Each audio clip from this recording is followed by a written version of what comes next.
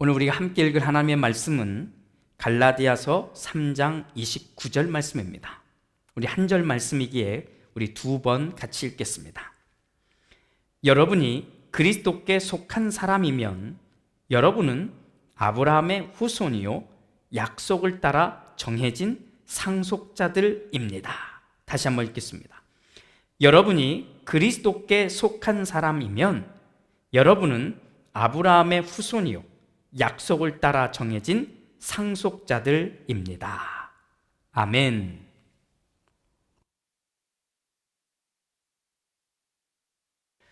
얼마 전 한국은 국회의원 선거가 끝났습니다.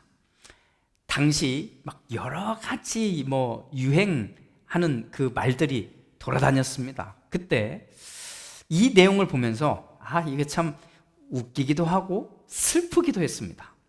한국인 직업별 특징이라고 합니다. 자, 검사, 정의에 관심 없음. 기자, 진실에 관심 없음.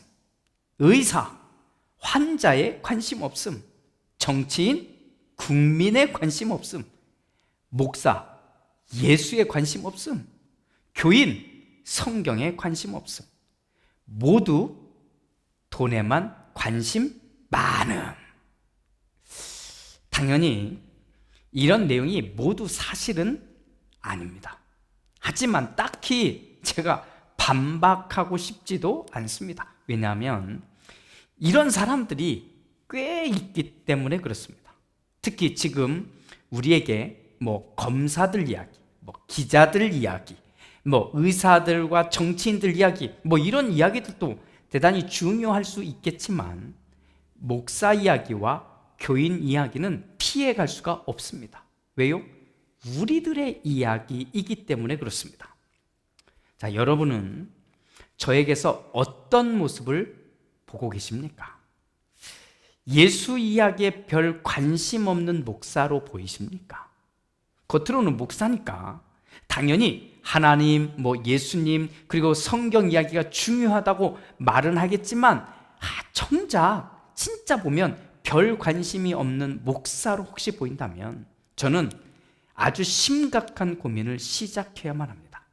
만약 여러분의 눈에 제가 그렇게 보일 때가 있거든, 아니면 그렇게 보이는 게 계속 보이거든, 그것은 여러분을 위해서도 그렇고 또 저를 위해서도 꼭 이야기를 해 주셔야 합니다. 이것은 눈치를 볼 일이 절대 아닙니다.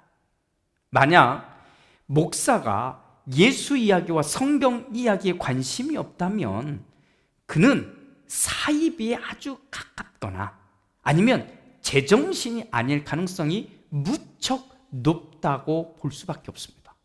그런 목사에게서 여러분이 과연 무엇을 얻을 수 있겠느냐는 것입니다. 자, 꼭 부탁드립니다. 제가 예수 이야기에 또 하나님 이야기에 성경 이야기에 계속해서 진심일 수 있도록 여러분이 저를 도와주십시오. 할렐루야. 자, 그런 마음으로 저도 여러분들에게 부탁드립니다. 교회 나오시는 분들이잖아요. 자, 여러분, 예수 이야기, 성경 이야기에 관심이 없으신가요? 그렇게 관심이 없는 혹 이유가 자기가 스스로 생각할 때 성경에 대해서 내가 너무 잘 알고 있으니까 이 정도면 충분하다고 혹시 생각하시는 것입니까? 아니면 예수 몰라도 성경 몰라도 괜찮다고 생각하시는 것입니까? 만약에 그렇다면 오늘만큼은 꼭 고민을 꼭 해주시기를 부탁드립니다. 죄송스러운 표현일 수도 있지만 우리가 성경을 모르면 사실 우리가 믿는다고 말하는 예수를 제대로 말할 수가 없습니다. 어쩌면 예수를 믿는다는 그 말이 사실이 아닐 수 있다는 것을 우리는 생각해 봐야 합니다. 우리가 성경을 읽고 묵상하고 성경을 배우는 이유가 성경 박사가 되자는 게 아닙니다. 내가 하나님을 믿는다고 말하잖아요. 또 하나님의 그 역사 이야기를 믿고 그 구원의 길을 열어주신 예수를 믿고 그분의 인도하심을 따른다고 진짜 말하려면 우리는 이 성경 이야기에 조금 더 관심을 가지는 것, 이것이 옳습니다. 또 그렇게 되어야만 합니다. 자, 성경 평생 동안 몇 번이나 읽으셨나요? 이런 질문은 사실 폭력적인 질문에 가깝다고 저는 생각합니다. 하지만 그래도 우리가 한 80을 산다고 합시다. 80년을 산다면, 또 교회를 40년 정도 다닌다면 우리는 그래도 한 10번 정도는 내가 성경을 이렇게 정독했다, 뭐 그 정도의 마음, 정독을 해야 되겠구나, 이 정도의 마음은 가지는 것이 좋지 않을까요? 이게 저의 욕심일까요? 신학교 시절 저희 학생들에게 큰 감동을 주었던 신약 성서학 교수님이 계십니다. 뭐 비록 지금은 이 땅에 계시지는 않습니다만, 그분이 처음 신약 성서 개론을 가르치실 때 우리 학생들에게 간곡하게 부탁한 것이 있습니다. 이제 평생 목회자로 살 거잖아요. 목회자가 될 사람이고, 그러니 당신들은 성경을 1년에 한 번씩은 꼭 읽어야 한다고 그렇게 말합니다. 아마도 그 시절 저희 동기들은 한 사람도 예외 없이 결단했을 것입니다. 1년에 꼭 한 번은 내가 이 성경을 읽겠다고 말입니다. 그런데 현실은 어땠을까요? 현실. 저의 경우를 보니 목사임에도 불구하고 그것이 그렇게 쉬운 일이 아니더라고요. 1년에 성경 한 번 읽는 거? 이게 쉽지 않더라고요. 그래서 저는 제가 성경을 1년에 한 번 이상 읽을 수 있는 장치를 하나 마련했습니다. 그리고 나만 읽으면 좀 그러니까 교인들도 우리 함께 읽을 수 있도록 만든 것이 성경 일독학교입니다. 이 일독학교를 진행하면 교인들은 당연히, 참여하는 교인들은 1년에 한 번 정도씩 성경을 읽게 되지만, 이 성경을 이야기하는 저, 성경을 소개하고 성경에 대해서 이야기하는 제 입장에서는 적어도 2번, 3번은 읽어야 되거든요. 야, 참 좋은 장치지 않습니까? 사랑하는 여러분, 할 수만 있다면, 아니 이런 기회를 붙잡아 한 번이라도 제대로 우리 도전해 봅시다. 특히 우리 로고스 공동체는 성경 읽기를 아주 소중하게 여기는 교회입니다. 저는 성경을 제대로 알면 예수와 함께 진짜 행복한 삶을 살 수 있다고 믿습니다. 어설프거나 성경을 잘 모르면 누릴 수 없는 것들이 참 많습니다. 또 하나님의 은혜를 그렇게 따라서 살아가려면 꼭 성경을 읽어야 한다고 저는 생각합니다. 이번에도 꼭 도전하시기를 바랍니다. 자, 처음 이야기로 돌아가 볼까요? 목사, 예수에 관심이 없다?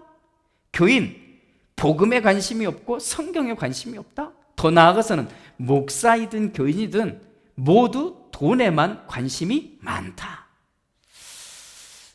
우리만큼은, 다시 말합시다, 우리만큼은 이 우스갯소리에 서로 이렇게 눈치를 보면서 지내는 사람들이 되지 맙시다.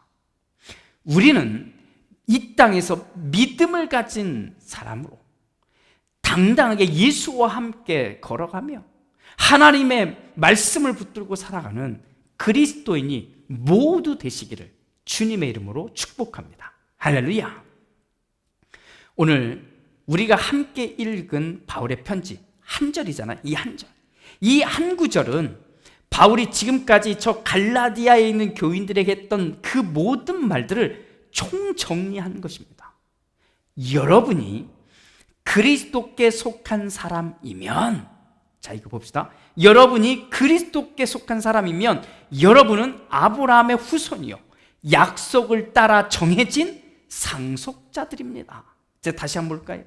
여러분이 그리스도께 속한 사람이면 여러분은 아브라함의 후손이요, 약속을 따라 정해진 상속자들입니다. 바울은 아주 간단하고 아주 정확하게 말합니다. 여러분이 그리스도께 속한 사람이면. 자, 이 표현을 오늘의 사회 현상으로 말하면 좀 더 이야기가 쉬울 수 있습니다.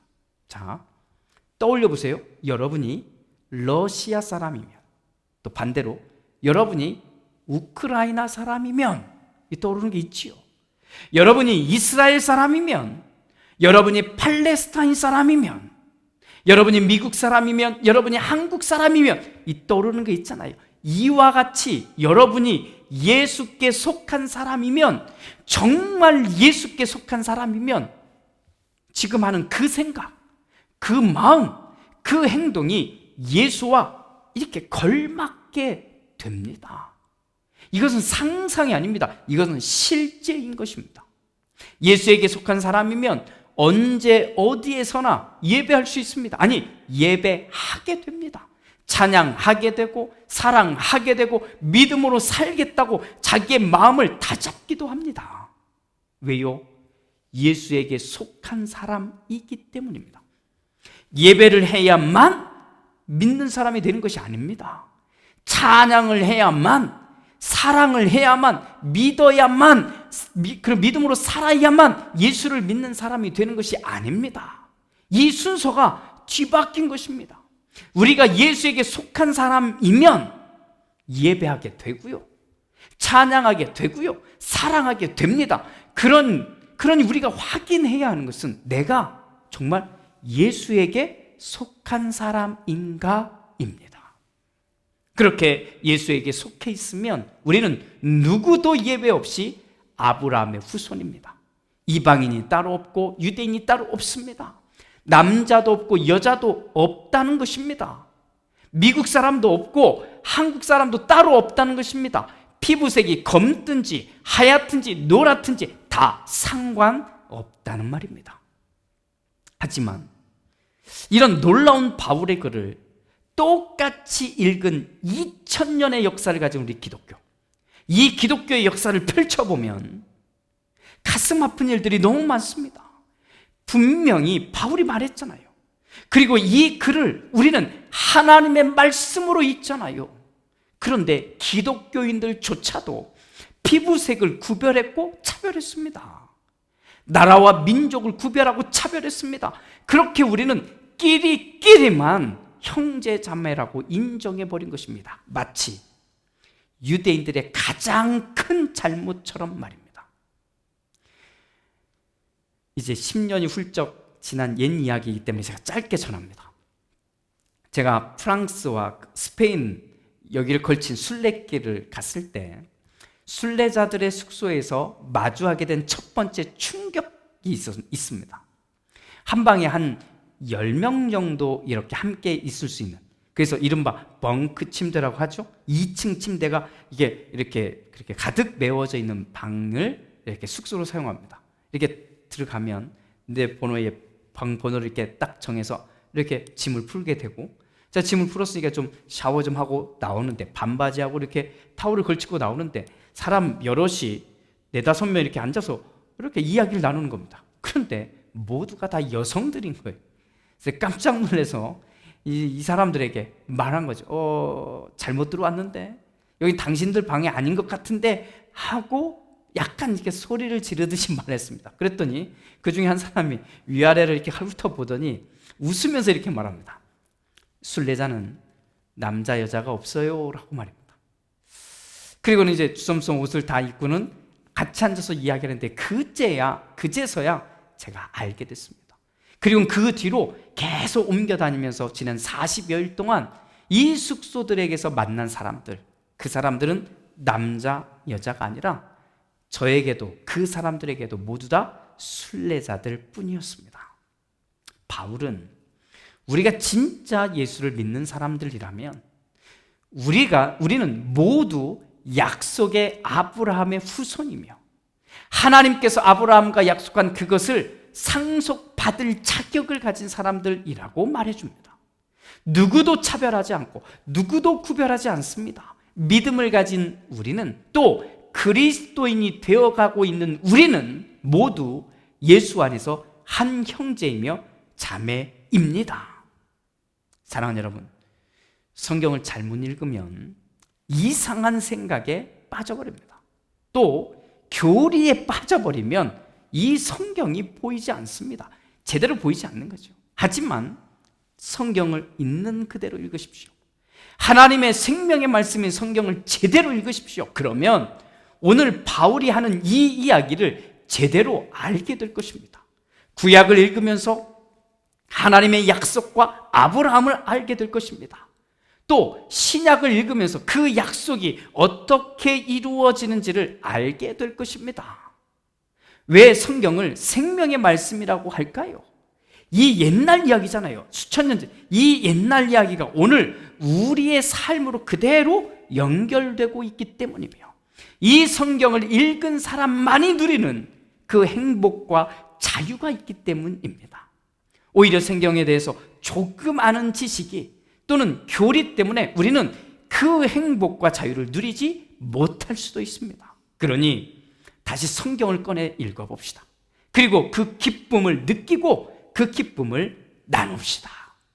바울은 그렇게 살았습니다.